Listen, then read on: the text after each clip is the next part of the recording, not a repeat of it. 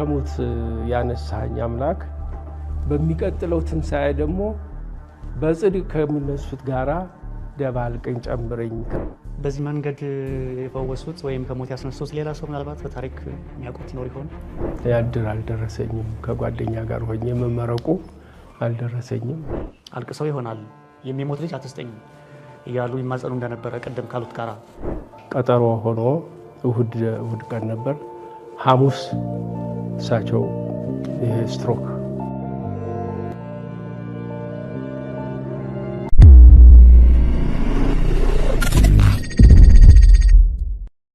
ሰላም እግዚአብሔር ከሁላችን ጋር ይሁን። እንደምሰነበታችሁ የተወደዳችሁ የቋንቋ አይነሽ ሚዲያ መርሃ ግብር ተከታታዮች፣ በዛሬው መርሃ ግብራችን አንድ ለየት ያለው እንግዳ ይዘንላችሁ እንቀርባለን።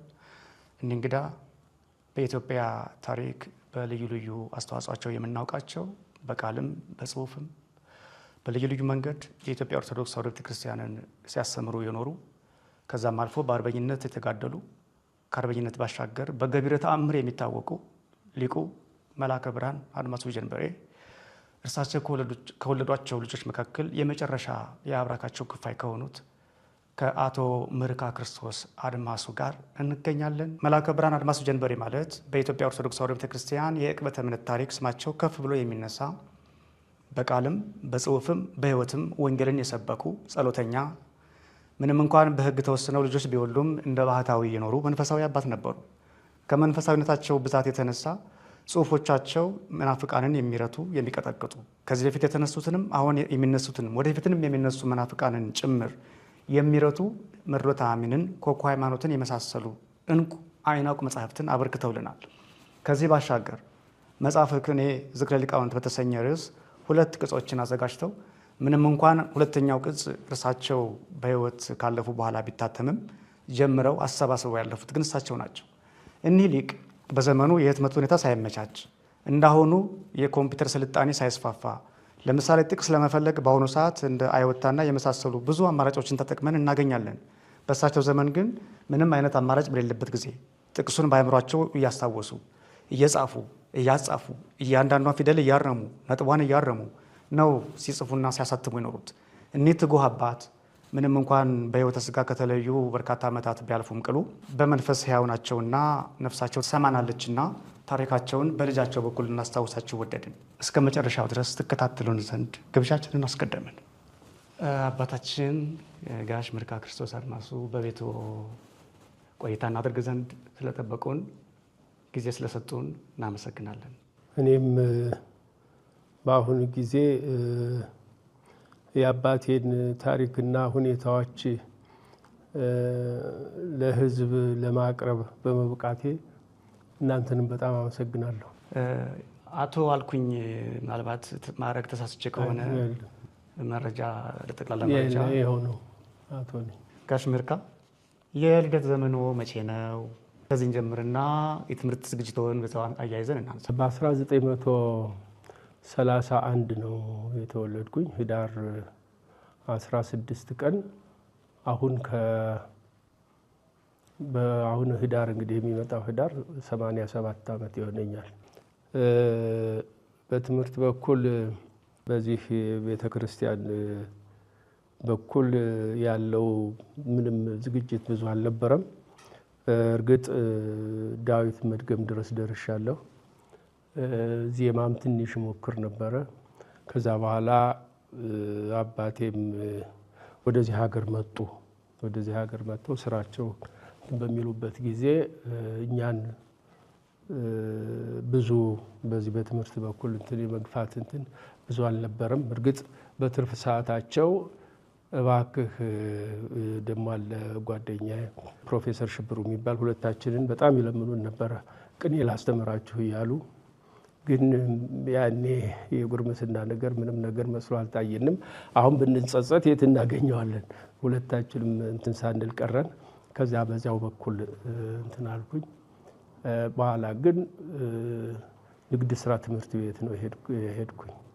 ከዚያ እንደጨረስኩ ስራ ያስኩኝ። በስራ ዓለም ነው የምኖረው የነበረው። ወደ ዘመናዊ ነው ያጋደሉት ማለት ነው።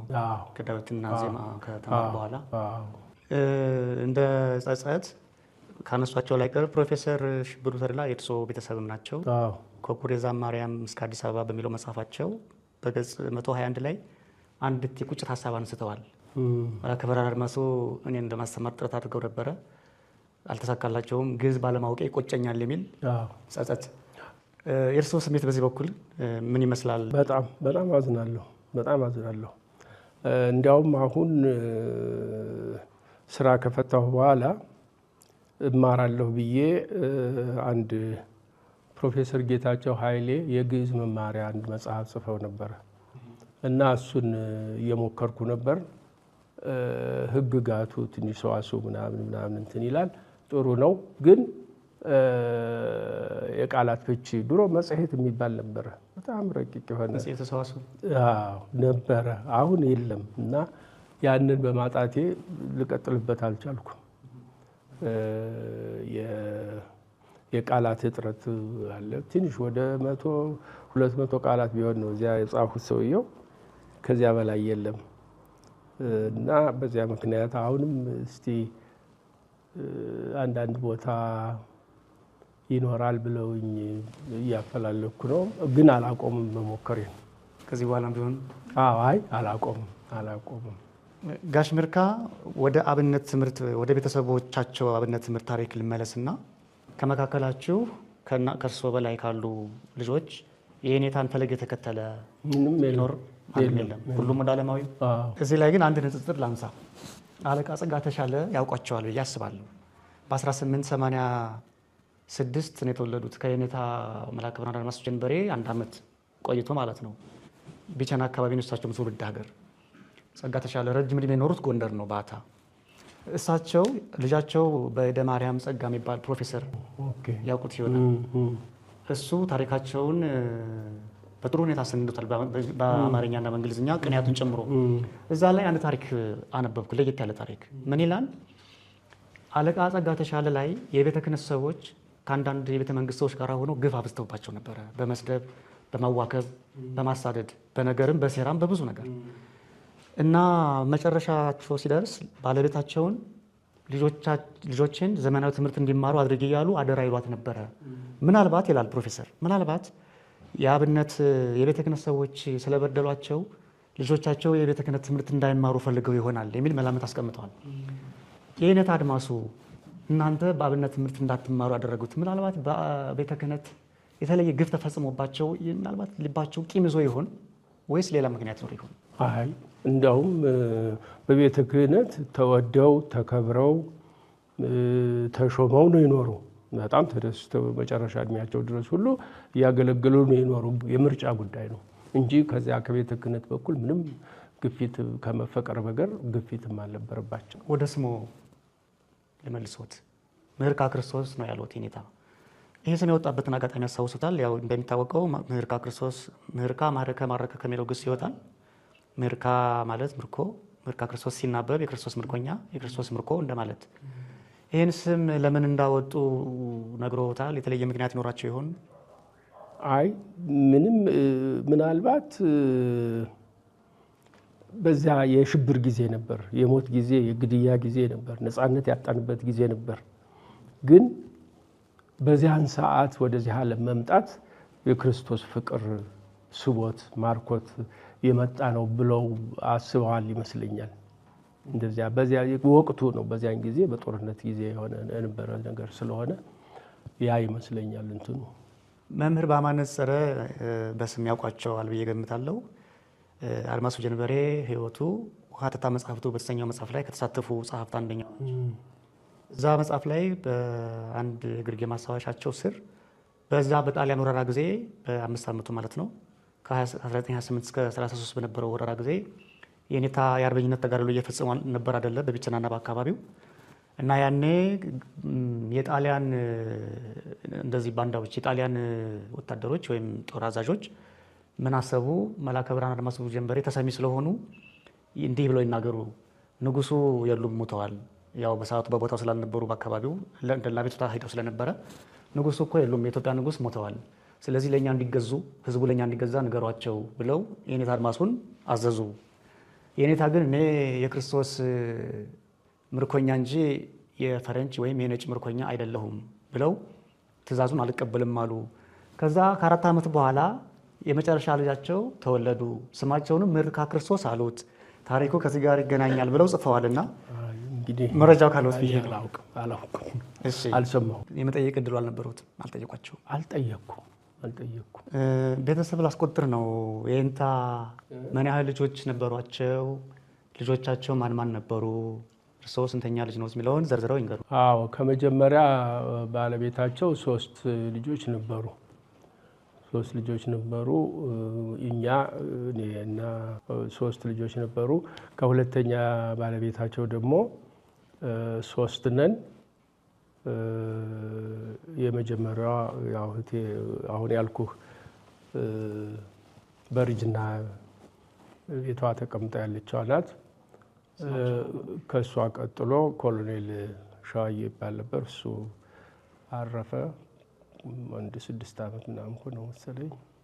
ከዚያ እኔ ነኝ ያለሁ። የመጀመሪያዋ ስማቸው ማን ነው? በላይነሽ የሚባሉት ናቸው? በላይነሽ አሁን ያለችው ናት። እርስዎ 6ኛ ልጅ ነዎት? 6ኛ መሆኔ ነው። የሚገርመው ከየኔታ ጋራ በ6ኛነት ይገጣጠማሉ።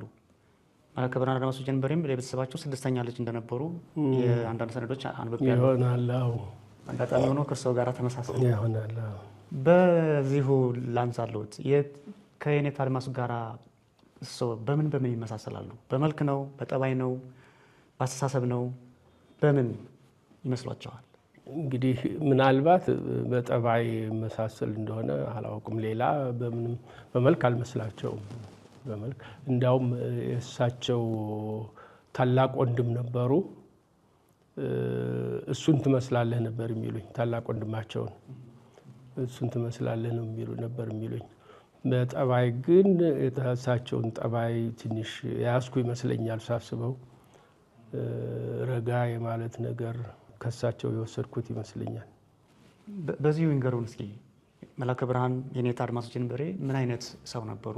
ከቤት በተለይ በቤት ውስጥ የነበራቸው ጠባይ፣ ከባለቤታቸው ከልጆቻቸው ጋር ያላቸው ግንኙነት ምን ይመስል ነበር? በቤት በጣም ቁጥብ ሰው ናቸው።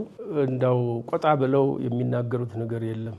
ቤተሰብም ከመመስረታቸው በፊት በህብረተሰቡ ዘንድ እዚያ ዲማ ተወልደው ባደጉበት ሀገር ዲማ በለዘብተኝነታቸው ነው ይታወቁ የነበረው። እና እንዳውም አንድ የምሰማው እንትን ነበረ።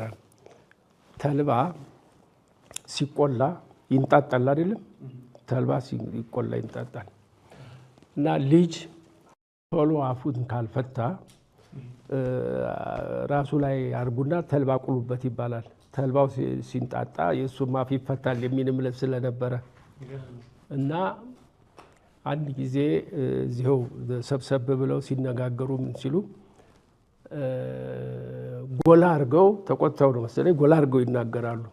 ይህንን የታዘቡ አንድ ሴትዮ እንዴ አናትህ ላይ ማን ተልባ አንጣጣብህ ብለው አሏቸው ይባላል። ያለ ጠባይ ያለ ጠባይ።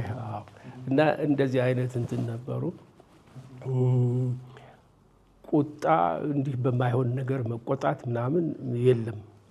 አርቀው ነው እንትን የሚያደርጉ። መንፈሳዊነቱ በጣም ይጎላል። ለሰው ማሰብ ደግሞ ለሰው የማሰብ ነገር እሱ ሁሉ አለ። ከባለቤታቸው ጋር እኔ እንግዲህ ከልጅነት ጀምሮ እስከሚያርፉበት ጊዜ ድረስ አንድም ቀን ትንሽ እንትን ብለው ክፉ ነገር ሲነጋገሩ ሰምቼ አላውቅም። ወይም ሲኮራረፉ በፍጹም ሰምቼ አላውቅም። ምንም እንትን ሰላም እንትን ነበረ። ተከባብረው ተዋደው ነበር የሚኖሩና በዛ በኩል በጣም የረጋ ጠባይ ነበራቸው። እናቴም ሲያማት ሲደክማት እግሯን ሁሉ ያጥቧት ነበረ። ብዙ ኤክስተንት እንትን ናቸው። ራሳቸውን እንትን አድርገው ትሁት ናቸው ማለት ነው። በቀደመው ዘመን ሚስቶች ናቸው ወይ ባሎቻቸው ነገር የሚያጥቡት። የኔታ ግን ዝቅ ብለው እግሯን ያጥቧት ወይ ሲያማት እንደዚህ አንዳንድ ነገር ሲሆን እግሯን ያጥቧት ነበር። ስለ ተግሳጽ እናንሳ። ስለ ተግሳጽ፣ ስለ ቅጣት የቀደሙ መምህራን ልጆቻቸውን በመቅጣት ይታወቃሉ። አንዳንዶቹ ጠበቅ ያለ ድብደባ ይፈጽማሉ። በሚስቶቻቸውም ጭምር የሚጨክኑ ባሎች አሉ። የኔታ ምን አይነት ቀጭ ናቸው? እንደ መነሻ እንዲሆነዎት ፕሮፌሰር ሽብሩ ተድላ በቀደም ሲል በጠቀስኩት መጽሐፋቸው ገጽ 207 ላይ የቁጣ ቃል ጽፈዋል እና ያችኛዋ ንግግር የንታ ይቆጣሉ እንዴ ብዬ እንድጠይቅ አደረገችኝ እና ይህን ታሪክ ያስታውሱታል? ፕሮፌሰር ሽብሩና እርስዎ አብረው ተገናኝተው ወደ መዝናኛ ቦታ ሄዳችሁ አምሽታችሁ መታችኋል የሆነ ጊዜ ሶደሬ አካባቢ ነው የሚለው የፕሮፌሰር ሽብሩ ተድላ መጽሐፍ ገጽ 207 እና ቤት ቁጭ ብለው የኔታም እናታችሁም ሌሎችም ቤተሰቦቻችሁ ሲጠብቁ ሌሊት በቃ ሰዓት አልፎ ሌሊት ነው የመጣችሁት እና ያኔ ተቆጥተው የኔታ የሆነ ኃይለ ቃል ተናግረዋል የሚል መዝግበዋል እና ካስታወሱት ብዬ ነው። አይ ምንም አላሉም። ያሉት በረንዳ ላይ ሆነው ነበር የሚጠብቁን። ስንገባ ትንሽ ሞቅ ብሎኝ ሲያዩ ይሄንን ከንቱ ውሰዱት ከዚህ ከፊቴ ብለዋል። በቃ ይኸው ነው። እሱ ደግሞ እንደቀረሩትም እንደ ሽለላም ነገር እያንጎራጎሩ ነበር የገቡት ይላሉ ፕሮፌሰር ሽብሩ።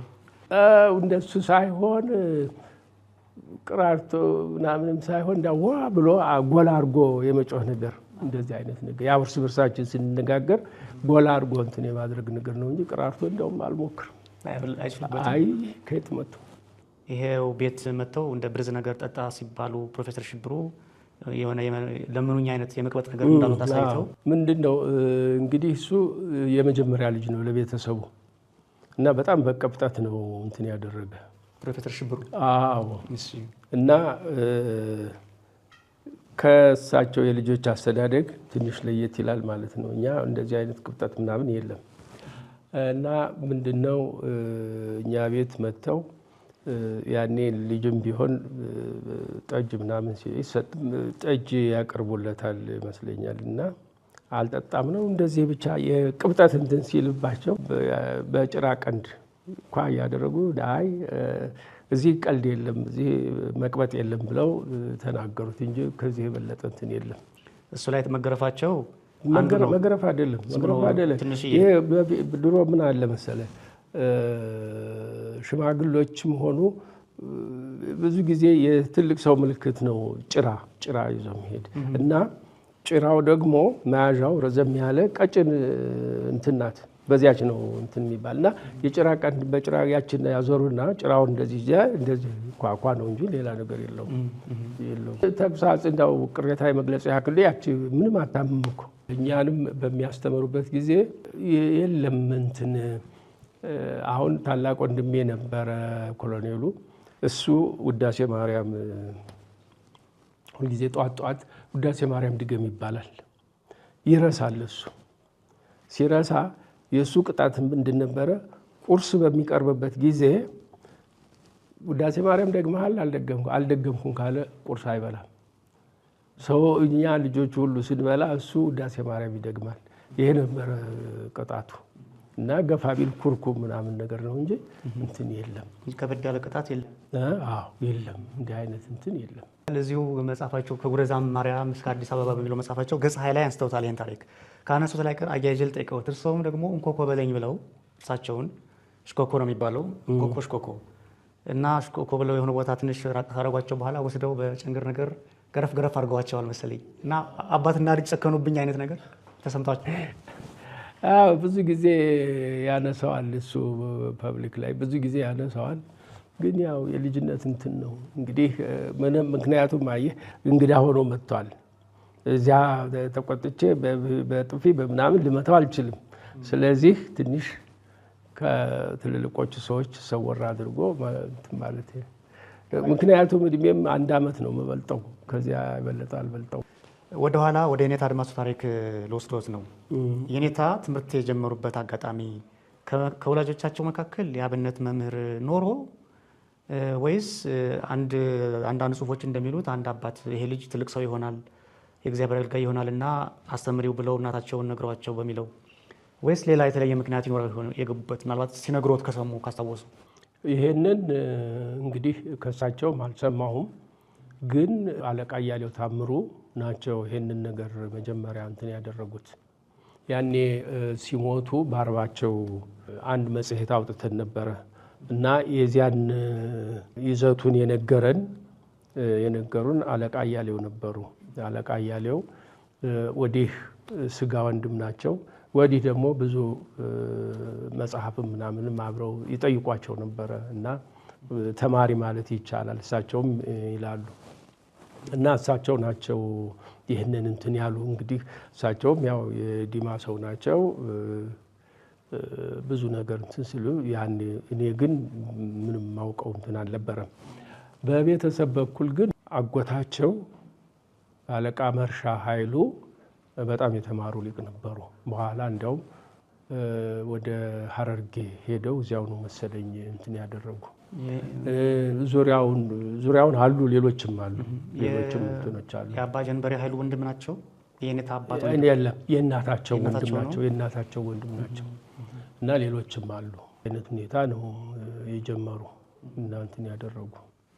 ግሩም። እዚሁ ላይ አብሮ የሚነሳ እናታቸው ስትሞትባቸው በዛ ቤተሰብ ወላጅ አልባ መሆናቸውን አስበው 19 ዓመታቸው ጥለው አካባቢውን ለቀው ወደ ትምህርት ቤት ሄዱ የሚል ታሪክ ደግሞ ሌላ ከዛ የተለየ ታሪክ አለ።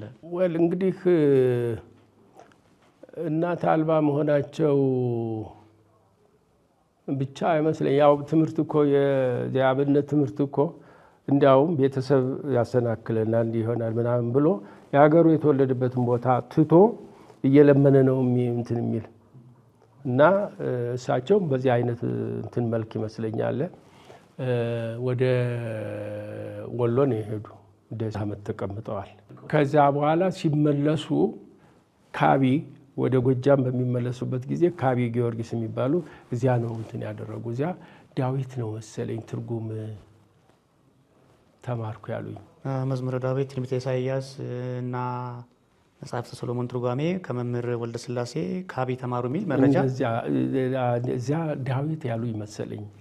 ካቢ ማለት የት አካባቢ ነው? እዚህ ከደብረ ሊባኖስ ቆመህ ወደ ማዶ ስታይ እጅብ ያለ ዛፍ አለ አፋፉ ላይ ወደ ላይ እንደዚህ። አፋፉ ላይ እዚያ ነው ካቢ ማለት ካቢ። የሚገርም መረጃ ነሱልኝ። ዲያቆን አሻግሬ አመጤ የተባለ ጸሐፊ በፍኖተ ሊቃውንት የተሰኘ መጽሐፍ አለው በቅርብ ታኅሳስ 2016 ላይ ያሳተመው። እዛ ላይ ካቢ አንዳንዶቹ ካቢንና መካነ ስላሴን ያምታቱ ጽፈዋል። የአዲስ አበባውን መንበረ ጸባዖትንና ካቢን እና የኔታ ቅድስት ስላሴ ወይስ ካቢ የተባለው ስላሴ ነው ወይስ ሌላ ቦታ ነው? ቦታውን ጠይቄ የሚነግረኝ ሰው አላገኘሁም ብሎ ጽፏልና ስለዚህ በዛ አጋጣሚ እሱም ሊሰራው ስለሚችል ካቢ ማለት ደብረ ሊባኖስ ላይ ሆነን እሱ ምክንያቱም ወደ ጎጃም ስንሄድ ስንመላለስ ያሳዩኝ ነበር፣ አሳይተውኛል። እሱ ነው። የተወለዱት እርስዎ የት ነው? የዘረዘር ጎጃም ነው። ዘረዘር ማርያም። ዘረዘር ማርያም። ከዛስ በስንት ዓመቱ ወደ አዲስ አበባ መጡ? መጀመሪያ በ41 ዓመተ ምህረት መጣን።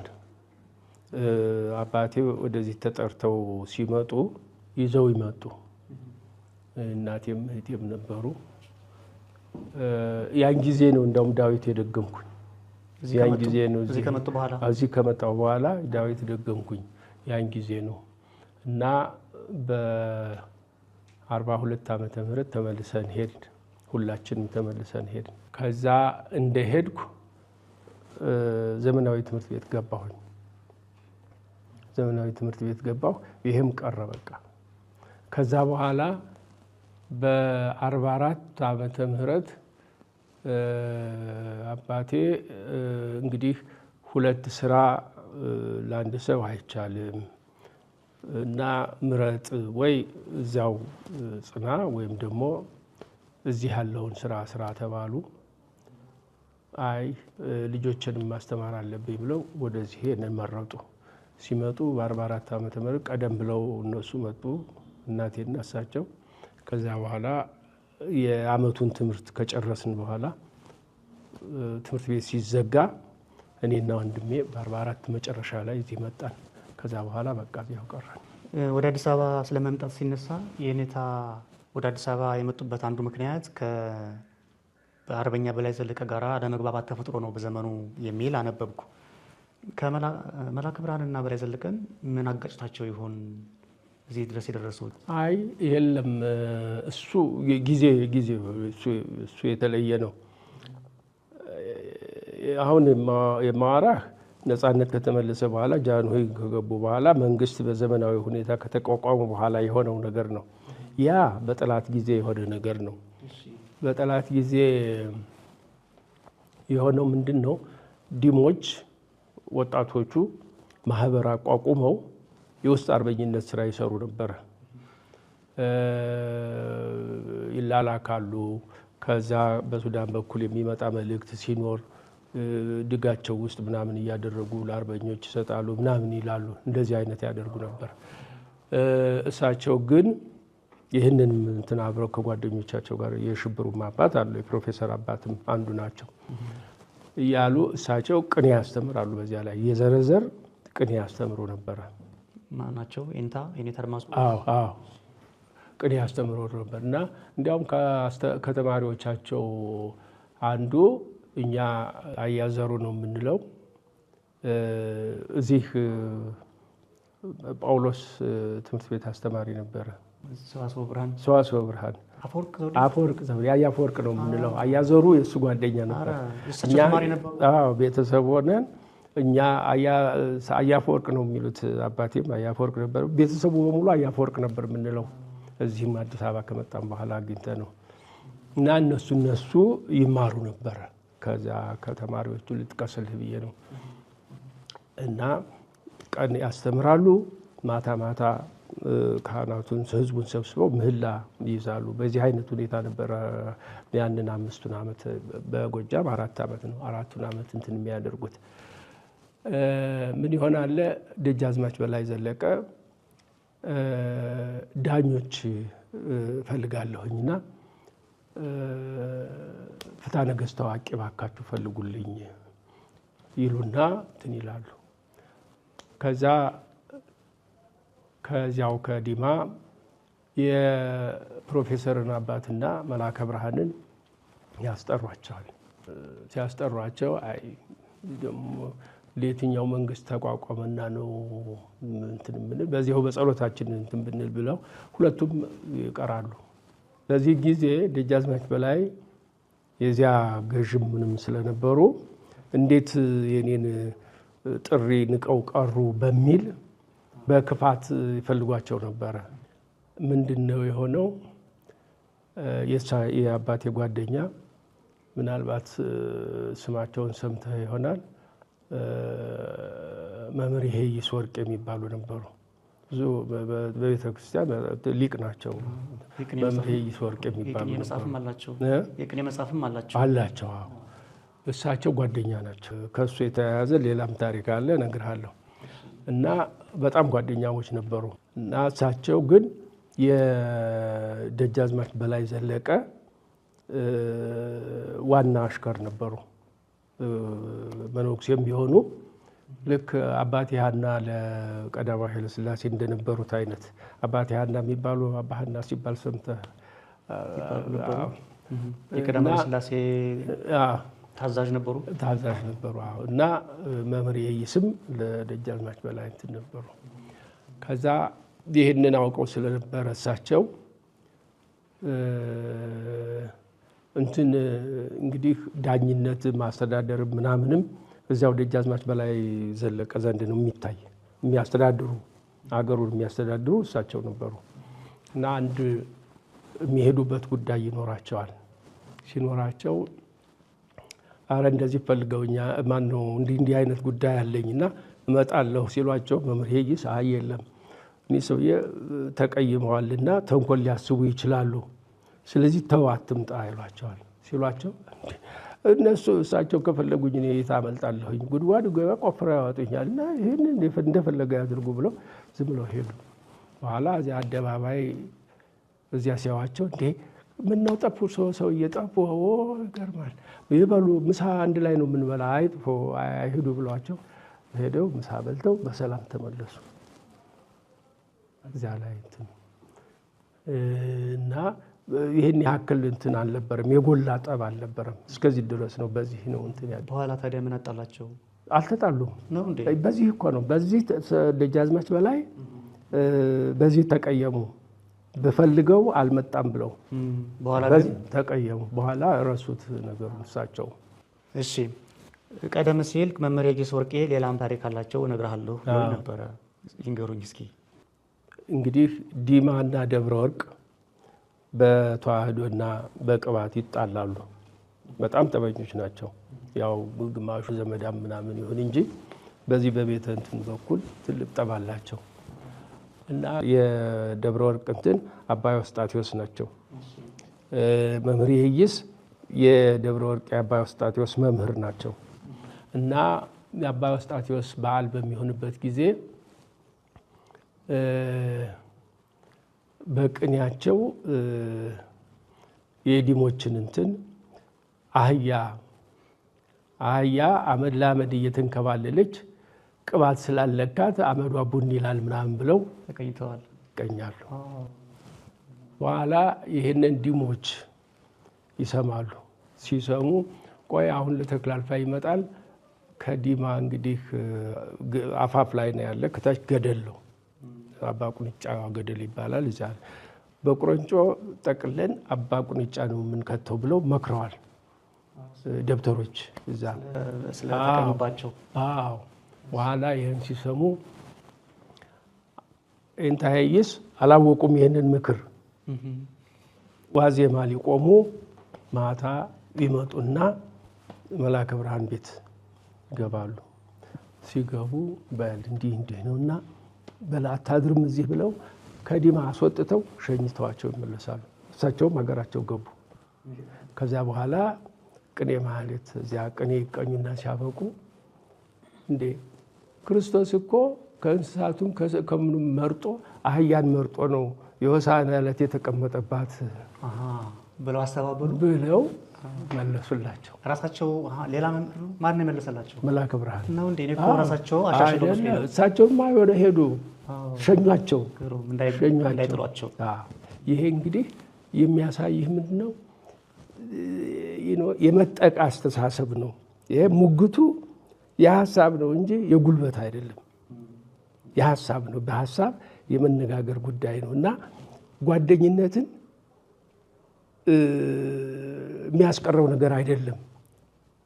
ጓደኛ አለመሆን አያስችልም። በሀሳብ እንትን ማለት ያንን ነው። ምን ያክል ሁለቱም ምን ያክል በሀሳባቸው የተራቀቁና የተደላደለ እንትን እንዳላቸው የሚያሳይ ነው ይሄ ነገር። እንደዚያ ነው። ቅኔን በቅኔ እንጂ ያው ሰውን መጣላት እንዳይገባ ምን ለምን ተብሎ ያንን ጓደኝነት እስከ መጨረሻው ጓደኛ ሆነው ነው የጨረሱት። የሚገርም ነው። አዎ እንደዚሁ በዚሁ አንጻር የሚያስታውሷቸው የኔታ ደግሞ ደጋግሞ የሚያነሷቸው ወይ ቤት የሚመጡ ቤት ባይመጡም ቤት በተቀመጡ ቁጥር የኔታ ገሌ ገሌ እያሉ በተለየ ፍቅር የሚያስታውሷቸው ሌላ መምህር ትዝ ይለዎታል? አለቃ ህሩይ የሚባሉ ነበሩ። ህሩይ ፈንታ አይደለም ጎንደሬ ናቸው እና ቤተ መንግስት ጃንሆይ ዘንድ እዛው ይሄ አሁን ዩኒቨርሲቲ የሆነው ከጀርባ በኩል አንድ ቤት ተሰጥቷቸው እዚያ ነበር የሚኖሩ።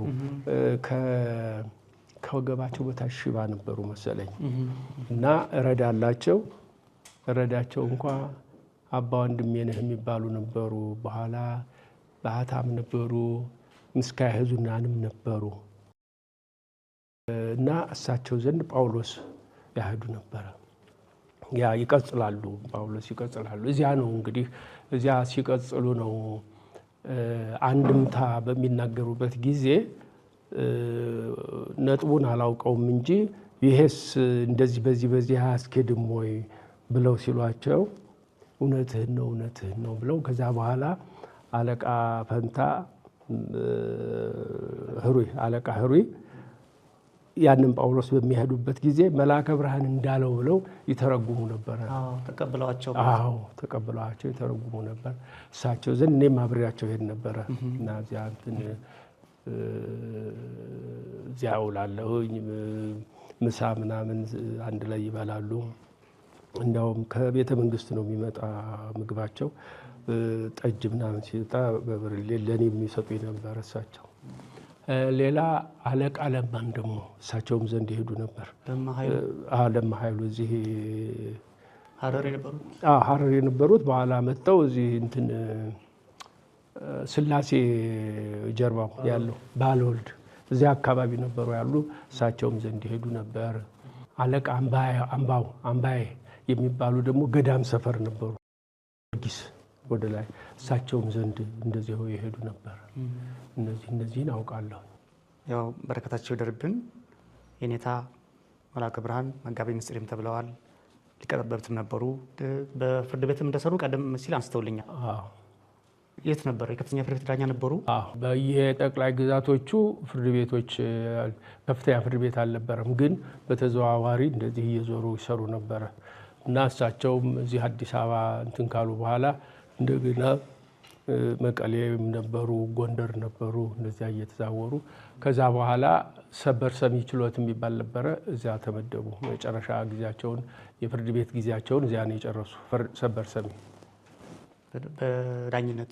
በዳኝነት ይገርም ነው።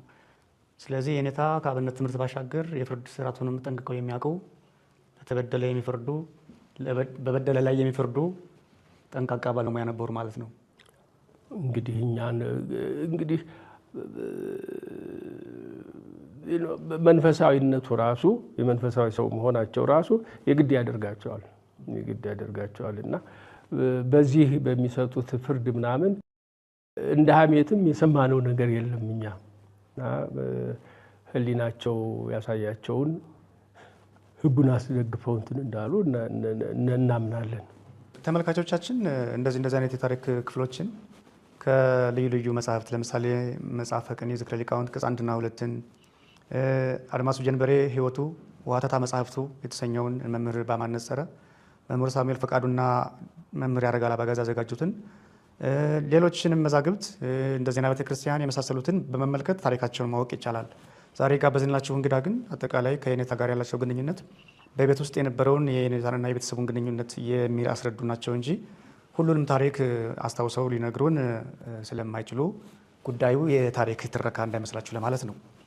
ወደ ጋሽ መልካ ልመለስ። የመላከ ብርሃን አድማሱ ጀንበሬ ልጅ መሆን በረከቱ ምንድን ነው?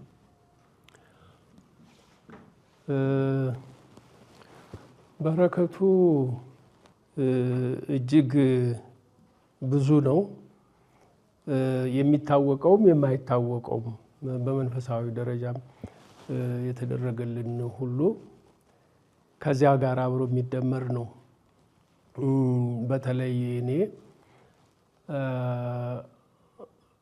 በልጅነቴ በጸና በታመምኩበት ጊዜ ያኔ የዘመኑም ርቀት የስልጣኔም አለመኖር ዘመናዊ ሕክምና በምንኖርበት አካባቢ አልነበረም እና ያኔ በታመምኩበት ጊዜ ብዙ ፈተና ደርሶ ነበር። ያው ምን ማለት ነው? በየጊዜው እስከ ሞት ደረጃ እየደረስኩ እየተመለስኩ እሳቸው በጸሎታቸው በመጽናት ከዚያ ሞት ተርፌያለሁኝ። ይሄ አንዱ ነው። ከዛ በኋላ በማሳደግ በኩል በስነ ስርዓት አድርገው አሳድገውናል። ሁላችንንም እስከሚችሉበት ድረስ አስተምረውናል እና አካለ መጠን አድርሰውናል። በተለይ በስነ ምግባር በኩል የትኛውም ልጅ በክፉ ስም የሚያስጠራ አልነበረም እና በዚህ አይነት ሁኔታ ነው ያደግነው። እንግዲህ ያው በመንፈሳዊ በኩል ቀደም ብለንም ይሄ አሁን እንደነገርኩህ በትንሽነት የታብሜ በመዳኔ የእሳቸው ብዙ ጊዜ ጸሎታቸው ስለሚረዳን ምንጊዜም ቢሆን አንድ ነገር ሲደርስብን እግዚአብሔርን የምንማጽነው የእሳቸው መንፈስ እባክህ ተከተለን እርዳን እያልን ስለሆነ ምንጊዜም አብሮን አለ ብለን እንገምታለን እና እስከዚህ ድረስ ነው እንትኑ በረከቱ። አዎ ከዚያም በላይ እንግዲህ እሳቸው ለቤተ ክርስቲያን በሰሩት ስራ እሳቸው በፈጸሙት ተግባር ታዋቂነትን አግኝተው እኛንም እንደገና ታዋቂ አደረጉን። ይሄም አንድ ትሩፋት ነው። የመላከ ብርሃን ልጆች እየተባል በአገር ቤትም ተከብረን በሄድንበትም ቦታ ደግሞ የእሳቸውን ስም ስንጠራ ያ ከበሬታ ሳይለየን ኖረናል። ይሄ ነው እንግዲህ። እድሜ ይስጥልን አባታችን። አብረው ስላነሱት በዚሁ አያይዤ ልጠይቅዎት። በቅዱሳት መጻሕፍት የምናውቀው ለምሳሌ በመጽሐፈ ነገሥት ካልዕ ወይም በሁለተኛ ነገሥት ምዕራፍ 4 ከቁጥር 8 እስከ 37 የኤልሳ አንዲት ሱናማዊት ሴት ልጇ ሞቶባት ያገኘችውን በስለት ነበር። በኋላም አርፎባት ኤልሳ እንዲያስነሳላት ተማጽና በዛው በኤልሳ ቤት እሱ የተኛበት ላይ አልጋ ላይ አስተኝታ ወደ ኤልሳ መልእክት ልካ ራሷ ሄዳ እንዲያስነሳላት ተማጽና እሱ መጥቶ አፉን ባፉ አይኑን ባይኑ ገጥሞ እየጸለየ እየተበላለሰ እየተንጎራደደ ያንን ብላቴና ከሞት እንዳስነሳው በአዲስ ኪዳንም በቅዱስ ዮሐንስ ወንጌል ምዕራፍ 11 ጌታችን መድኃኒታችን ኢየሱስ ክርስቶስ አልዓዛርን በአራተኛው ቀን ናውጣ ከመቃብር ብሎ ከሙታን መካከል እንዳነቃው እናነባለንና ይህ መጽሐፍ ቅዱሳዊ ታሪክ በመልአከ ብርሃን አድማሱ ተፈጽሟል። ይህ ተአምር የተፈጸመባቸው ደግሞ ልጃቸው እርስዎ ነዎትና እስኪ ይህንን ከሞት የተነሱበትን ምስጢር የኔታ አባታችን አድማሱ ጀንበሬ እርስዎን ከሞት ለማስነሳት ያደርጉት የነበረውን መውጣት መግባትና መጸለይ በእርስዎ ሕፃን ቢሆኑም ከሰሙት አንጻር እስኪ ዘርዘር አድርገው ይተርኩልን። አዎ እንግዲህ በዚያን ጊዜ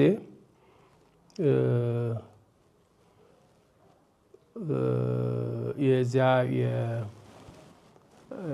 የብቸና መልአከ ብርሃን ስለነበሩ በዚያን ሰዓት ደግሞ የቤተ ክርስቲያን መተዳደሪያ አገር መሬት ነበር የሚሰጥ አገር ነበር የሚሰጥ እና ለብቸና አንድ 24 ደብሮች የተሰጡት ስለነበረ ያ እነዚህ ሀገሮች በጠቅላላው በአስተዳደርም በፍርድም በገንዘብ ቀረጥ ምናምን ሁሉ በመልአከ ብርሃኑ ስር ነበርና በጣም ትልቅ ክብር የነበረው ትልቅ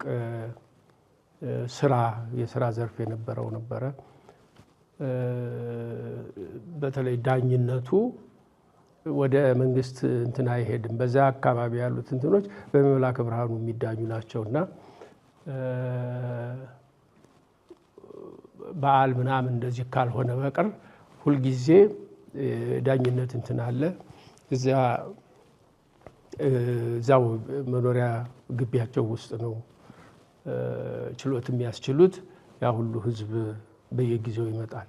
እንግዲህ በዚያን ጊዜ እናንተ አታውቁትም፣ ጉዳይ ያለው ብቻ አይደለም የሚሄድ ፍርድ ቤት መናገር የሚችል እንደ ጠበቃ ቀመሳል አይደለም፣ ለዘመድም ለምንም የሚሆን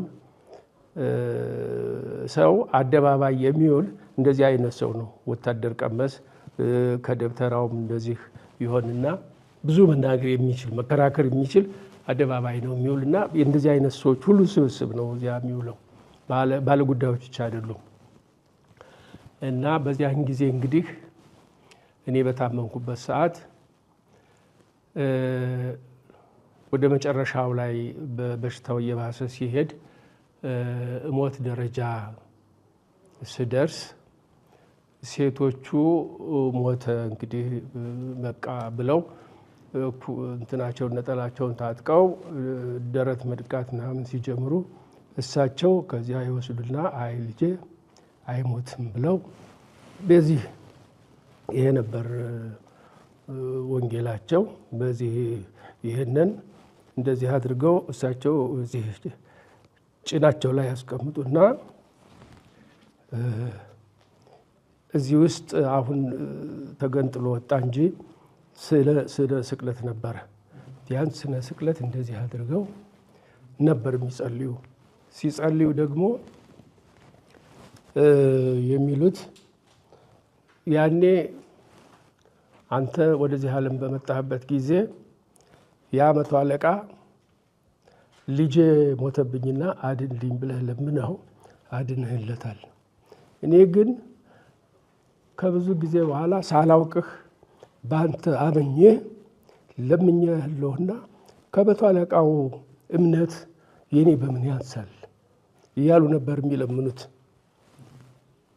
በዚህ አይነት ነበር ሁልጊዜ እንትኑ እንደዚህ አይነት ነበር። ከዚያ በላይ እንግዲህ ያኔ የሹም ልጅ እንግዲህ ሲታመም ሰው ሁሉ በጣም ብዙ እንትን ያለ ሊጠይቅ ይመጣል ምናምን እዚያ ይላልና በዚያ በደብሩ ውስጥ ከነበሩት ሀገሮች እስላሞች የሰፈሩበትም አለ። እዚያ ተገዢ የሆኑ እስላሞችም እዚያ ሊጠይቁ ይመጣሉ እና ምን ይላሉ? እንዴ እኔ ባንተ አምኜ በእምነቴ ጸንቼ እየለመንኩህ ነው። አንተን የማያምኑ እነዚህ እስላሞች አሉ። በእነሱ ፊት እየለመንኩህ ታሳፍረኛለህ እያሉ ይለምኑት ነበር እና እዘዝ በቃልከ ሕያው ወልዴ እያሉ ነበር ብዙ ጊዜ የሚጸልዩ። ከዛ በኋላ ክር ሁሉ ለማሰር እንትን ካሉ በኋላ ያንን በጣት ሰብጥለው ነፍስ ዘራሁኝ እና ከዛ እያገገምኩ ለመዳን በቃው። ይኸው እዚህ ደረስኩ። ይገርም ነው በጣም። የስንት ዓመት ልጅ ነበሩ ከሞት ሲነሱ? 5 ዓመት ይመስለኛል። 5 ዓመት ይሆነኛል። ከዚያ የእኔ ብቻ ሳይሆን ከዚያ በኋላ እዚያ ቤት ውስጥ የሚታመም ሰው ምንም ካለ ይህንኑ እየደገሙ በዚህ እየጸለዩ ጠበል እየረጩ ጠበል እያጠጡ እንደዚያ በጸሎት ይረዱ ነበር። ወንጌላ ዮሐንስን እየጸለዩ። አዎ። በዚህ መንገድ የፈወሱት ወይም ከሞት ያስነሱት ሌላ ሰው ምናልባት በታሪክ የሚያውቁት ይኖር ይሆን? አይ ሌላ ሰው እንኳ እርግጥ በየጊዜው አንዳንድ ህመም እየታመሙ እዚያው የቤተሰብ ሰዎች የሚድኑ ነበሩ። እንደሚያውቁት በቅዱሳት መጻሕፍት በገድላቱ በድርሳናቱ በልዩ ልዩ ቅዱሳን ላይ የሚፈጸም ተአምር አለ። እግዚአብሔር በቅዱሳኑ ላይ አድሮ ለምእመናኑ የሚፈጽመው ተአምር ህማምን ከመፈወስ ሙትን እስከ ማስነሳት የሚደርስ እና የተጻፈውን የማያምኑ አንዳንድ የቤተ ክርስቲያንን ትምህርት የማይቀበሉ ሰዎች ከዚህ ታሪክ ምን ይማሩ ይላሉ። በእኛ ዘመን ይኸው በሕይወተ ሥጋ ያገኘናቸው ጋሽ ምርካ ክርስቶስ አድማሱ በአባታቸው ጸሎት ከሞት ተነስተው ነው እስካሁን የቆዩት። ወደፊትም ብዙ ዕድሜ እንዲቆዩ እንመኝላቸዋለን እና ከእርስዎ ታሪክ የሚጠራጠሩ ሰዎችን ይምከሯቸው እስኪ እንዲያምኑ። ይሄ ትንሽ አስቸጋሪ ነገር ነው። ለምን እምነት ማለት ምንም ጥያቄ የሌለው ሎጂክ የማትጠይቅበት ማመን ብቻ ነው። ካመንክ የዚህ ምክንያቱ ምንድን ነው? ይሄ ለምን እንደዚህ ሆነ? ይሄ ቢሆን እንዲህ አይሆንም ነበር ወይ ብለህ ማለት የለብህም ካመንክ። ስለዚህ የሚጠራጠሩ ሰዎች ካሉ ጥያቄ ያላቸው ማለት ነው። እንደዚያ ሰዎች እነሱን ማሳመን አይቻልም። በመጀመሪያ እንዳውም አንድ ጓደኛ ነበረኝ ዶክተር ምንየለት ይባላል እና ማርክሲስት ሌኒስት ነው እሱ እንትኑ። ከሱ ጋራ ስለ ፊሎዞፊ ስለ ፍልስፍና ስለ ሃይማኖት ሳይሆን ስለ ጠቅላላ የኑሮ እንትን ስለ ፖለቲካ ማውራት ከፈለግ ሲያናግረው ሰው መጀመሪያ የሚጠይቀው ምንድነው? እምነት ነው። ታምናለህ አታምንም ነው በቃ። እምነት ካለ ከአንተ ጋር አልነጋገርም ነው የሚል። ምክንያቱም ዜር ኢዝ ኖ ሎጂክ ለእምነት። ስለዚህ አሁንም ቢሆን ለተጠራጠሩ ሰዎች ምንም እንትን የለውም። ጥርጣሬያቸውን የሚያስወግድ ሌላ ነገር ካልተገኘ በቀር እነሱን መምከር የሚያስቸግር ይመስለኛል። ማያምን ሰው ላያምን ይችላል። እሺ፣ ከዚሁ ጋር በሚገናኝ ሁኔታ ከዛ በኋላ በትምህርት ዓለም በስራ ህይወት በትዳር ከተወሰኑ በኋላ ልክ እንደዛኛው አይነት እንደ ልጅነተው አይነት የበረታ የጸና ህማም ለሞት የማበቃ ደዌ አጋጥሞት ያውቃል? አላጋጠመኝም። ያው አነስ ያለ ነገር ነው። ጎላ ይህን ያክል የለኝም። እግዚአብሔር ይመስገን ደህና ነኝ። ለዚህ እድሜ ይበቃኛል። እስኪ ስለ የኔታ ደስታ እናንሳ። አንድ ውድ ልጃቸው በመጨረሻ የወለዱት ልጃቸው እንደዛ ጠብ እርግፍ ብለው እንደ ነብዩ ኤልያስ መቼም ያለቅሳሉ። በሰዓቱ የነበረው ሁኔታ ያየ ሰው ምናልባት ስላልነገረን ነው እንጂ ልጅ ያህል ነገር ሊገነዝ ተዘጋጅቶ ሰው እያለቀሰ ነው የደረሱት። ከቤተክርስቲያን መልስ ሲባል ሰምቻለሁ። አልቅሰው ይሆናል የሚሞት ልጅ አትስጠኝ እያሉ ይማጸኑ እንደነበረ ቅድም ካሉት ጋራ ተጨምረውና በዛ በእንባ በጸሎት በመውደቅ በመነሳት ስለ አድኖ ቅዱስ ወንጌሉን ይዘው ስለ ስቅለቱን እያዩ እየተማጸኑ ከሞት ያስነሱት ልጃቸው ሲያገባ ጋብቻ ሲመሰርት የኔታ አድማሱ የነበራቸው የደስታ ስሜት ትዝ ይለዎታል? በሚያሳዝን ሁኔታ ብዙ ጊዜ ለምን አታገባም እያሉ ይጠይቁኝ ነበረ እና ወደ መጨረሻው ላይ እሺ ብዬ የማገባትንም ጓደኛ መርጬ ሽምግልና ለመላክ ቀጠሮ ሆኖ እሁድ ቀን ነበር። ሐሙስ እሳቸው ስትሮክ ጣላቸው። አልደረሱም። አንፎርቹኔትሊ አልደረሱም። ስትሮክ ወዲያው ነው እንዴ? ማለት ታመው አልቆዩም? 15 ቀን ተኙ ሆስፒታል፣ በዛው አረፉ። አሳዛኝ አጋጣሚ ነው። እኔ ደግሞ ቆሞ ኑሮት እንደውም ቅኔያቸውን ያስታወሱት ይሆን የቀረበው ነው ወይ ግጥም አቅርበው የሆነ እያልኩ ነበር ስመጣ ሳስብ የነበረው። የለም እንደ አጋጣሚ ያድል አልደረሰኝም። ከጓደኛ ጋር ሆኜ መመረቁ አልደረሰኝም። ግን በእሳቸው ፈንታ እናቴ መርቃኛለች። ያው እርግጥ አንዳንድ ጊዜ እንደዚህ ነው፣ ሁሉ አይሟላም። በልጅነቱ ብዙ እንዲቆዩ ተፈቀደልዎት፣ ሲያገቡ ደግሞ አባቱ አልነበሩም። እንግዲህ አንዱ ባንዱ ይካካሳል፣ በሌላ ደስታ ይካካሳል። ወደ ትንሣኤ ልሄድ። እንግዲህ እርሶ እንደ አልዓዛር እድለኛ ነዎት። ምክንያቱም እኛ ሌሎቻችን አንድ ጊዜ ሞተን ነው የምንነሳው። እድሜውን ረዘም እንዲያደርግ እግዚአብሔር ጤና ጭምር እንዲያደሎት አስቀድመን እንመኛለን። ነገር ግን መቼስ የሆነ ጊዜ ዘመኑ ሲደርስ ሁላችንም ስለምንሄድ ያን ጊዜ ድጋሜ ሞቶ መነሳት አለና ሁለቴ መጀመሪያ በልጅነቶ ከሞት ተነሱ፣ ከዓመታት በኋላ ደግሞ ጊዜው ደርሶ ሲሄዱ የሚነሱትን ትንሣኤ ከልጅነቶ ጋር ሲያነጻጽሩት ምን ይሰማዎታል? አስቸጋሪ ነው። ምናልባት ይህንን ይመስላል ከምል ይልቅ ገና አካለ መጠን ደርሼ ኃጢአት ለመስራትም ሆነ ወይ ጽድቅ ለመስራት በዚያ በጽድቅ መንገድ ለመሄድ ሳልደርስ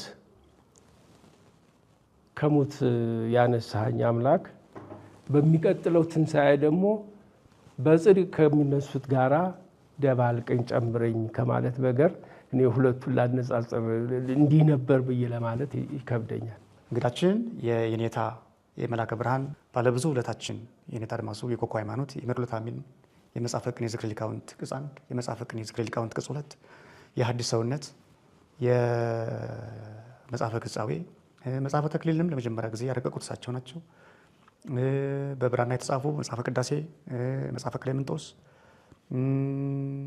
ሌሎችም በውል የማናስታውሳቸው ልዩ ልዩ መጽሐፍት በህትመትም በእጅ ጽሑፍም አበርክተው ያለፉ ከኢትዮጵያውያን አቃባያን እምነት ወይም አቀብተ እምነት ቀዳሚውን ድርሻ የሚወስዱት ሊቅ የኔታ አድማሱ ጀንበሬ የመጨረሻ ልጅ ከሆኑት ከአቶ ምርካ ክርስቶስ አድማሱ ጋራ ነው።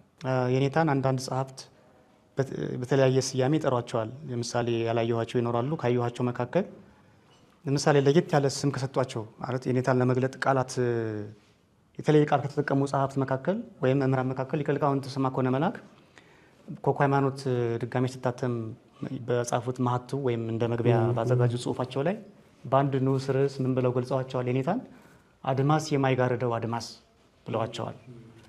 ደስ የሚል አገላለጥ ነው። አድማስ የማይጋርደው አድማስ ስማቸው ነው። አገልግሎታቸው ዓለም አቀፍ መሆኑን ለመግለጥ ማህበረ ቅዱሳን በቴሌቪዥን ያስተላለፈው አንድ ዘጋቢ ፊልም ላይ ደግሞ ርዕሱን የዘጋቢውን ፊልም ርዕስ ሶም የቀረቡበት ማለት ነው መርሎተ ሰብ ብለውታል። ርዕሱን መርሎተ አሚን የሚል መጽሐፍ ስላዘጋጁ እሳቸውን ደግሞ የሰው ልክ በሚል ገለጿቸው። በሌላ መልኩም ቤተክርስቲያናችን ደግሞ ከዚህ ከፍ ባለ ማድረግ ሊቀ ጠበብት ብላቸዋለች። በድጓ በጸዋትወ ዜማ በዝማሬ መዋሥዕት ስለደከሙላት በማኅሌት ስላገለገሏት መጋቤ ምስጢር ብላቸዋለች። የቅኔ መምህር ስለነበሩ እንዲያውም መጋቤ ምስጢር ሲባሉ ለመጀመሪያ ጊዜ ነው በዚህ በአዲስ አበባ በባታ ታሪክ ይባላል። ምን ተብሎ ይነገራል? እድለኛ ማዕረጉ ነው። ከመላከ ብርሃን አድማሱ ይልቅ መጋቤ ምስጢር ራሱ እድለኛ ነው፣ እሳቸው ላይ ወደቀ ተብሎ ተነግሯል። ልክ ነው አይደል? ከዚህ አልፎ መላከ ብርሃንም ተብለዋል በአስተዳዳሪነታቸው፣ በትርጓሜ መጽሐፍት መምህርነታቸው። ሌሎች ቤተክርስቲያናችን ከሰጠቻቸው ማዕረጋት ባሻገር ግለሰቦች በራሳቸው አገላለጥ እንዲህ ጠርተዋቸዋል። ጋሽ ምርካ ክርስቶስ አባታቸውን በአንድ ወይም በሁለት ቃል ይግለጹ ቢባሉ ምን ብለው ይጠሯቸዋል? አስቸጋሪ ነው። በአንድ በሁለት ቃል ለማለት ያስቸግራል። ግን ሁሉን አሳክቶ የሰጣቸው ትዕግስተኛ ሰው ነበሩ። ሁሉን አሳክቶ ሰጥቷቸዋል። ያም ደግሞ በትዕግስት ነው እንትን የሚለውና እንደዚህ አይነት ሰው ነበሩ። ለማወቅ በጣም የሚጓጉ ብዙ መጽሐፍት ነበሩ። እሳቸው ኮሌክት የታሪክ ያነባሉ፣ የሃይማኖት ያነባሉ። ምንም የማያነቡት መጽሐፍ የለም። አሁን ለምሳሌ እዚህ ይሄ አንድ መነኩሴ አረብ ሀገር ሄደው ከአንድ ሙፍቲ ጋራ ያደረጉት መልስ ጥያቄና መልስ ነው። በሃይማኖት ጉዳይ እኒያ ቀሲስ ይህንን ሰጧቸው ያደረጉትን ጥያቄና መልስ። ከዛ የኔታ ጻፉት። አይ ምንም ሰውየው ጽፎ ሰጥቷቸው እና የማያነቡት ነገር አልነበረም ነው የምልህ። ትልቅ እኮ ቅርስ ነው ይሄ ራሱ። ብዙ ከማንበብ የተነሳ እኮ ነው የፕሮቴስታንትም የካቶሊክም እንትኖች የጻፏቸውን ያገኙት ብዙ ከማንበብ የተነሳ ነው እነዚያን የሚያገኟት። የሚደንቅ ነው። አንድ ቀሲስና በአንድ ሙፍቲ መካከል የተደረገው ውይይት አልጄሪያ ሄደው በሙስሊምና በኦርቶዶክሳዊ ካህን መካከል የሚደንቅ ትጋት ነው። በፊት እያቀላቀልን እናንሳ። የኔታ አድማሱ ከስራዎቻቸው መካከል የተወሰኑትን ማስታወሻ አግኝቻለሁ። ከአንዳንድ መጽሐፍት ያገኘኋቸው አሉ። ለምሳሌ የሚታወቀው በብዙዎቻችን እጅ የገባው አሁንም በቅርቡ በራና መጽሐፍት መደብር ያሳተበው ኮከብ ሃይማኖትና መርዶት አሚን መቼም የኔታ አድማሱ ሲነሱ አብሮ የሚነሱ ስራዎቻቸው ናቸው። የታወቁ የቅበተ እምነት ስራዎቻቸው ናቸው። በተለይም ደግሞ ለመናፍቃን ትችቶች ምላሽ የሰጡባቸው ስለሆኑ በይዘትም ደረጃ በአቋምም ደረጃ የሊቁን ሙያ የሚገልጹ ስራዎች ስለሆኑ በደንብ ይታወቃሉ። በህትመትም በደንብ ተሰራጭተዋል። ሌሎቹም ለምሳሌ የበገና መዝሙር፣ መጽሐፈ ግጻዌ እንደሚባል መጽሐፈ ግጻዌ አሁን ቤተክርስቲያን የምትጠቀምበት እሳቸው እንደሆነ፣ ሌላም አለ። ምናልባት አይተውት ከሆነ አንድ የነግህ የሰርክ የቀትር ንባብ ሁሉ የሚሰራ ትልቅ ግጻዌ አለ። እሱ ይሆን ብዬ እጠራጠራለሁ። እሱ እንግዲህ ስለማላውቀው አላውቅም። እኛን መጣጣው ይሄ የግጻዌው የዓመቱን በሙሉ እኮ ነው። ሙሉ የዓመቱ በሙሉ ነው። ያም እንደዛ ነው። ሙሉ ሆኖ ነው። የነግህም አለው የቀትርም የሰርክም አለው የምህላ ሁሉ አለው። እንግዲህ እሱን አላወቅኩም። ስለ ኤርትራ ነጻነትና የዘውድ በዓል ያዘጋጁት መጽሐፍም እንዳለ አነበብኩ። ሐዲስ ሰውነት በብስራት በሬዲዮ ያስተላለፉት የነበረው ትምህርት ነው። በኢትዮጵያ ሬዲዮ ነው። ስሙ ብስራተ ወንጌል። ብስራተ ወንጌል እንደዚሁ አለፍ ብሎ አንዳንድ በዓላት ሲመጡ ይጠይቋቸው ነበረ። ማብራሪያ ምናምን ይጠይቋቸው ነበር እና በዚያ ብስራተ ወንጌል እንደዚያ ነው። በአብይ ጾም የኢትዮጵያ ሬዲዮ ነው። በዛ የሚቀርብ የነበረ ንግግራቸው ተሰብስቦ ታትሟል። ሐዲስ ሰውነት ተብሎ እኮ ሙሉውን በአንድ አብይ ጾም በየዕለቱ ያደረጉት ነው ተጠራቅሞ ሐዲስ ሰውነት የተባለ። ግሩም እሱ አለ። ዝክረ ሊቃውንት 1 እና 2፣ መጽሐፈ ተክሊል ለአንድ ሹም ጋብቻ ማስፈጸሚያ ለጊዜው አዘጋጅተውት በኋላ ተስፋፍቶ አሁን ታትሞ የሚገኘው፣ ውዳሴ ማርያምና አንቀጸ ብርሃን ትርጓሜ ትንሣኤ ዘጉባኤ ማተሚያ ቤት ይገኛል የሚል ጽሑፍ አነበብኩ። ቤተ ክህነት ውስጥማ በጣም ብዙ ነገር ሰርተዋል። ግን በዛው በቤተ ክህነቱ ስም እያደረጉ ነው እንትን ያደረጉት። በእሳቸው ስም አይደለም፣ በቤተ ክህነቱ ስም እያደረጉ ነው እንትን ያደረጉት። ለምንድን ነው አስተሳሰባቸው የነበረው? ምንድን ነው የቤተ ክርስቲያን ስርዓት በሊቃውንት በጉባኤ የሚወሰን እንጂ በግለሰብ ስለማይሆን እኔ ከዚያም አጠራቅሜ እንትን ባደርገው እንኳ በአንድ ሰው ይሄ ህግ ወጣ ይሄ ስርዓት ወጣ ቢባል ቤተ ክርስቲያን ነው የሚያዋርደው፣ የሚያቀለው ቤተ ክርስቲያን ነው። ስለዚህ እኔ ስም ምናምን አልፈልግም፣ ግን ቤተ ክርስቲያን ነው ብለው ያ እምነት ነበራቸው። ስለዚህ በስማቸው ሳይጠቀስ ይኖራል። እንደውም ለብዙ ሰዎች ዓመት በዓል ምናምን በሚሆንበት ጊዜ እባክህ የምናደርገው ንግግር ጻፍልን እያሉ የቤተ ክርስቲያን አለቆች ምናምን እየለመኗቸው ይጽፉላቸው ነበር። ስለዚህ ይህን የመሳሰለ እኛ ያልደረስንበትም ይኖራቸዋል። ለጊዜው እኔ በተለያዩ መጽሐፍት ሳገላብጥ ያገኘኋቸው ውዳሴ ማርያምና አንቀጸ ብርሃን ትርጓሜ፣ መጽሐፈ ቅሌምንጦስ፣ መጽሐፈ ኪዳን፣ መጽሐፈ ቅዳሴ ግዕዝና አማርኛ ራሳቸው የጻፉት በእጃቸው ብራና ዲማ ጊዮርጊስ እንደሚገኝ የገዳሟ በምኔት አንድ ቃለ መጠይቅ ላይ ሲሰጡ ሰምቻለሁ። ከዚህ ውጭ ይህን ሀሳብ ያነሳሁት እኔ ከዘረዘርኳቸው ውጭ ቤት ውስጥ የተቀመጠ ለህትመት ያልበቃ ሰው ያላየው ያላወቀው ስራ ይኖራቸው ይሆን የሚለው አዎ እንግዲህ እንደሱ ይኖራሉ። አሁን ይሄ እንኳ በገና መዝሙር ነው። ይሄ የበገና መዝሙር ነው። መጀመሪያ በእጃቸው የጻፉት በሙሉ የበገና መዝሙር ነው። ይሄ ራሳቸው እጅ ጽሁፍ። አዎ በመዝሙረ ዳዊት በ150 መዝሙር ልክ ያዘጋጁት የሚባለው ይሄ ነው አይደለ?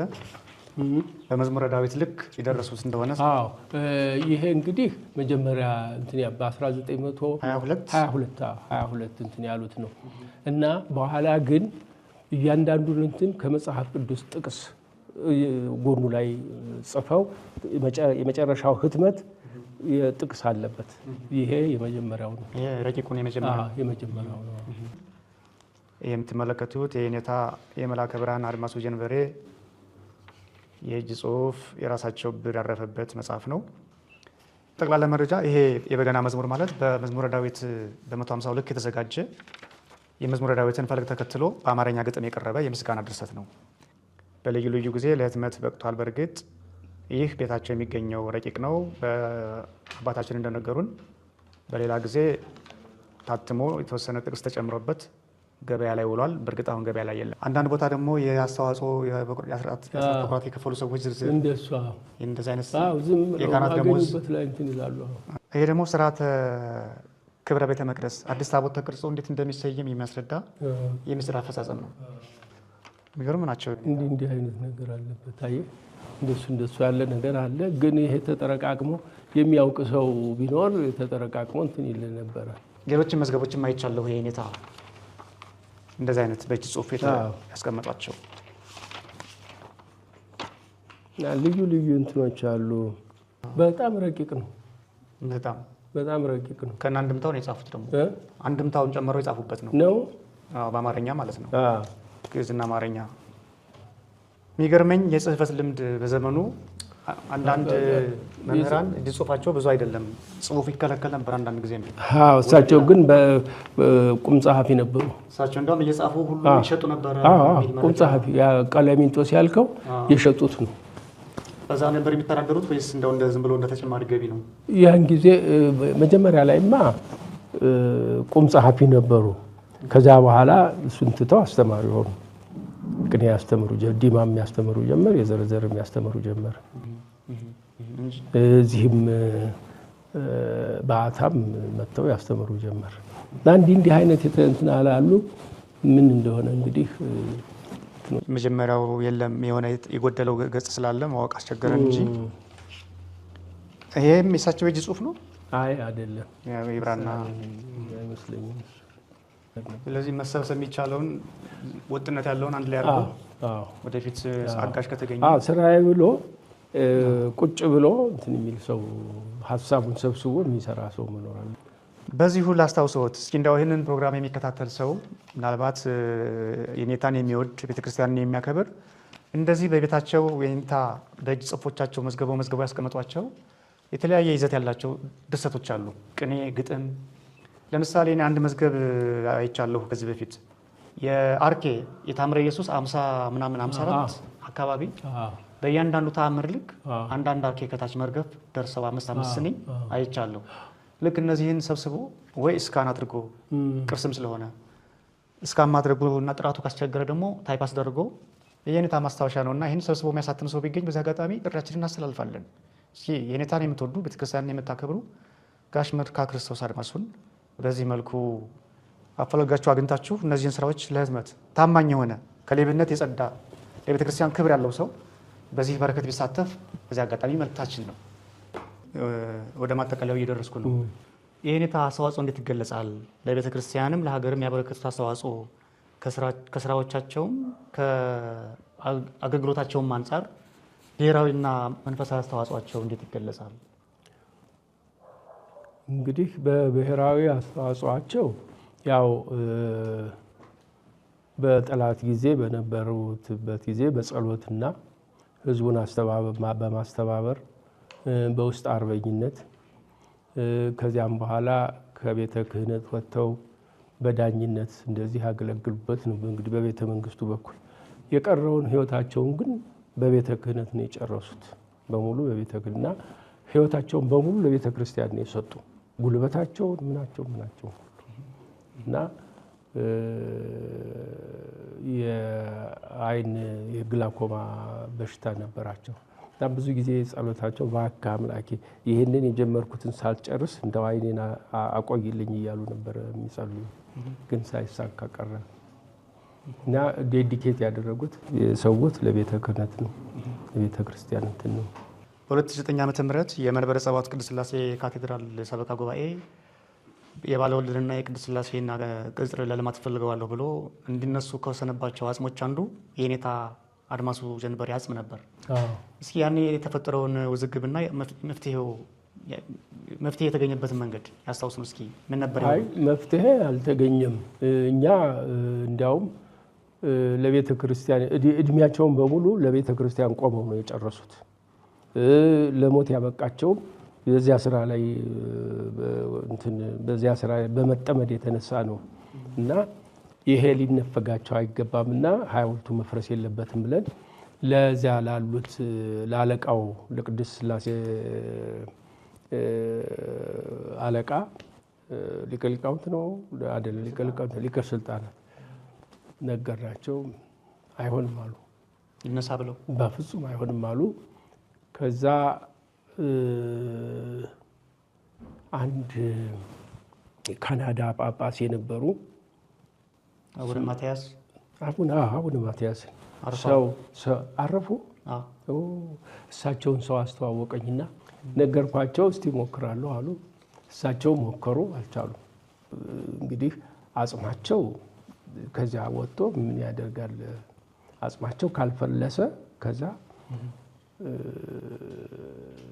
እዚያው ለመታሰቢያ የሚሆን ያ ፎቶግራፋቸው እዚያ ይለጠፋል። በቃ ይሄ ከሆነ ምን እናደርጋለን ብለው ተው ነው እዛው ቀረ። አዎ ምክንያት አጽማቸው የሚፈለስ ቢሆን ኖሮ ትንሽ እንትን ያደርግ ነበረ። ግን በዚያ እንትን አደረገ። ቤተሰቡ ግን እንዴት ማለት በሰዓቱ የነበረው ስሜት ምን ነበር? በቤተሰቦች መካከል ቅሬታ? በጣም አዘን ነበር። በጣም አዝነን ነበረ። ግን ምን እናደርጋለን? የምንችለውን ያክል ሞከርን። እንግዲህ ተመልካቾቻችን ምንም እንኳን ታሪኩ የቤተሰባችን ቢሆንም ይህ የሆነው በኢትዮጵያ ኦርቶዶክስ ተዋሕዶ ቤተክርስቲያን ይልቁንም በመንበረ ጸባዖት ቅድስት ሥላሴ ካቴድራል ሰበካ ጉባኤ ውሳኔ ነው። ሆኖም በኋላ በምክክርና በውይይት አጽማቸው እዛ ባለበት ሆኖ ሳይነሱ ሊሾ እንዲሰራና ማስታወሻቸው እንዲቀመጥ ፎቶግራፋቸው ተወስኖ ቀርተዋል። ይነሱ ብሎ ግን መጠየቁ በራሱ አሳፋሪ ጥያቄ ነበር። ምክንያቱም በኢትዮጵያ ኦርቶዶክስ ተዋሕዶ ቤተክርስቲያን የቅበት እምነት ታሪክ ስማቸው ከፍ ብሎ የሚጠቀስ አንድ ሊቅ መታሰቢያ ሊቆምላቸው ሲገባ፣ ሙዚየም ሊገነባላቸው ሲገባ፣ ወይ ቤተ መጻሕፍት ወይ ኮሌጅ ወይም ዩኒቨርሲቲ በስማቸው ሊሰራላቸው ሲገባ አጽማቸውን ውሰዱ መባሉ ትንሽ ቤተሰቡንም የኔታን ወዳጆችም አስቀይሞ ነበር። በመጨረሻ ግን በስምምነት እዛው አጽማቸው ሳይነሳ እንዳለ እንዲቀመጥ ተደርጓል። የሆነ ሆኖ ወደፊትም ቢሆን የኔታን የሚያሳውስ እንደ ኮሌጅ ወይም ዩኒቨርሲቲ ወይም ቤተ መጻሕፍት ሌላ የኔታን ስም ከፍ የሚያደርግ የመላው ኢትዮጵያውያን የቤተ ክርስቲያን ሀብት ናቸውና የሚመለከተው የቤተ ክህነት አካል ወይም በጎ አድራጊ ምዕመናን ወደፊት ብታስቡበት መልካም ነው እንላለን። የመጨረሻ ጥያቄ ትውልዱ ከኔታ ከመላከ ብርሃን አድማሱ ጀንበሬ ምን ይማር? በዚሁ አያይዘው ሌላ ያልጠየቅኩት መልእክት ማስተላለፍ የሚፈልጉት ካለ ይንገሩንና እንጨርስ።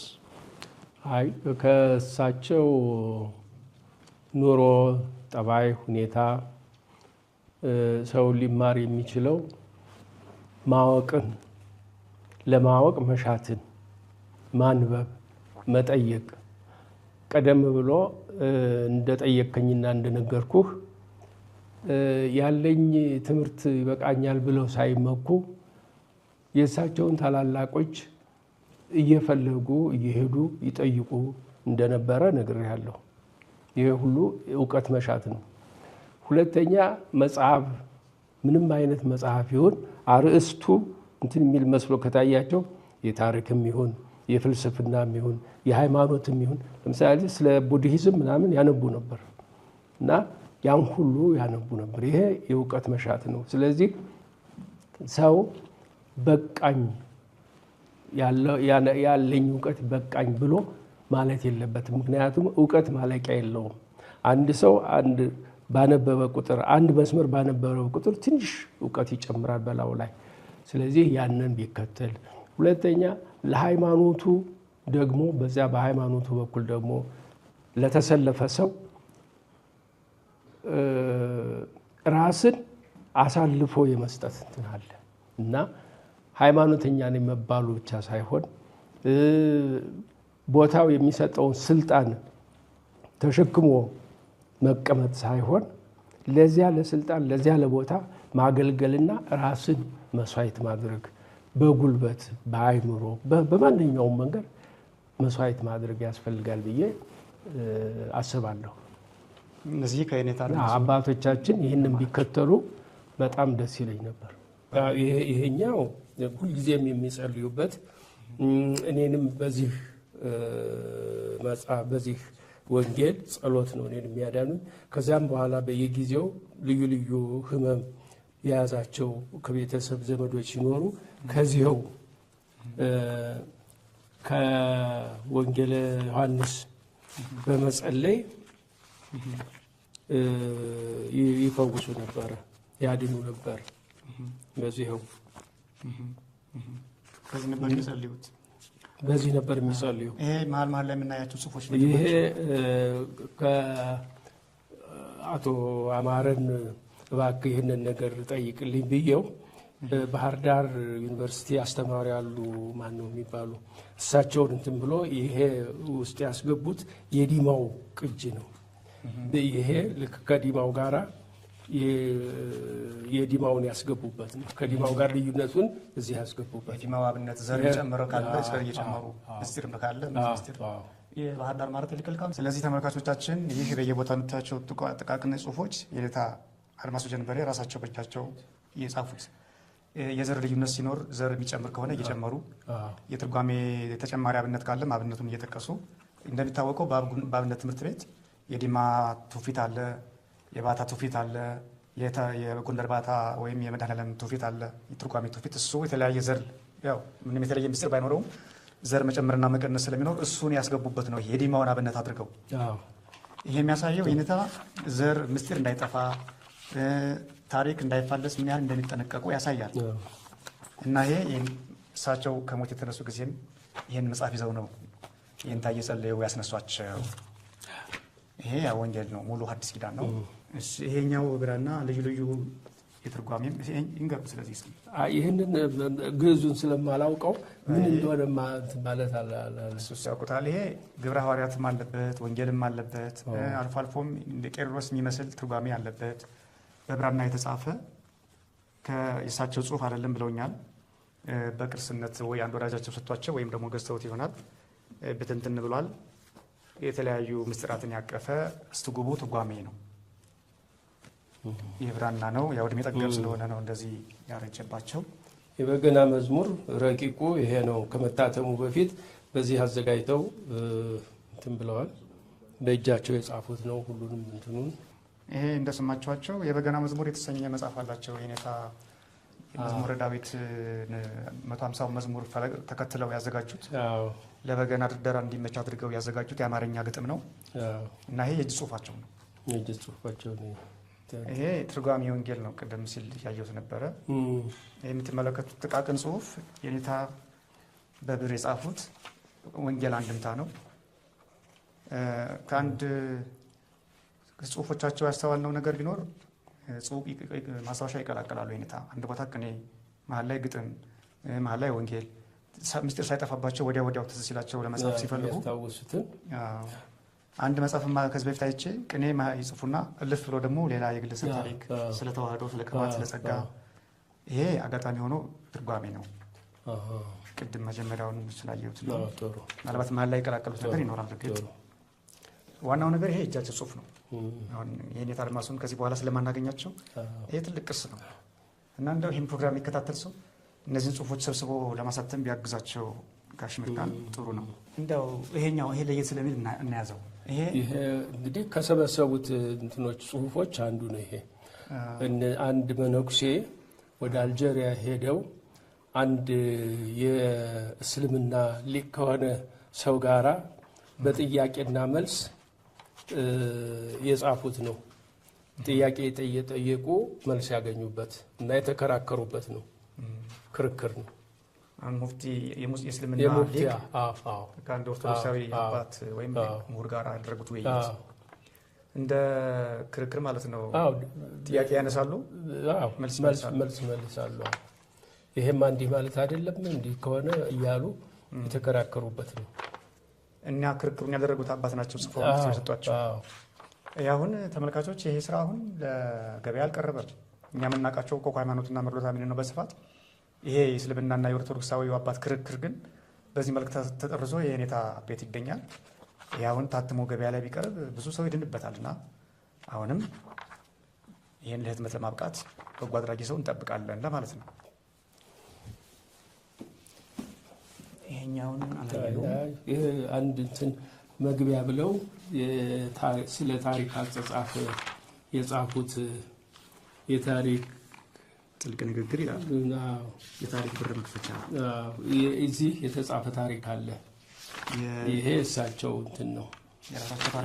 ይሄ ሌላ ሰው ይመስለኛል። ይሄንን የጻፈው ሌላ ሰው ነው የጻፈው ታሪክ ይመስለኛል። ይሄ ጋሽ ምርካ ክርስቶስ አድማሱ ጀንበሬ የምንወዳቸው የሁለገቡ ሊቅ የመላከ ብርሃን የሊቀ ጠበብት መጋቤ ምስጢር በሚል በተለያየ ማዕረግ ቤተክርስቲያን ሾመቻቸው አባታችን የአብራክ ክፋይ ድካሞን ተቋቁመው ጊዜዎትን ሰውተው ቤቶ ቁጭ ብለው ጠብቀውን ይህንን ቆይታ እንድናደርግ ስለፈቀዱልን አምላክ አበው ያክብርልን፣ ረጅም እድሜን ከጤና ጋር ያደልልን። አሜን። እኔም አመሰግናለሁ። እግዚአብሔር ይስጥልኝ። እግዚአብሔር ይስጥልኝ። ክቡራን ተመልካቾቻችን፣ የቋንቋ አይነሽ ሚዲያ ቤተሰቦች በዛሬው ዝግጅታችን ከየኔታ አድማሱ ጀንበሬ የመጨረሻ ልጅ ጋር ያደረግነው ቆይታ ይህን ይመስል ነበር። ከእኛ ጋር ስለቆያችሁ እናመሰግናለን። በሌላ ጊዜ በተመሳሳይ ወይም ለየት ባለ ርዕሰ ጉዳይ እስከምንገናኝ ድረስ ሰላም እግዚአብሔር ከሁላችን ጋር ይሁን። ሰላም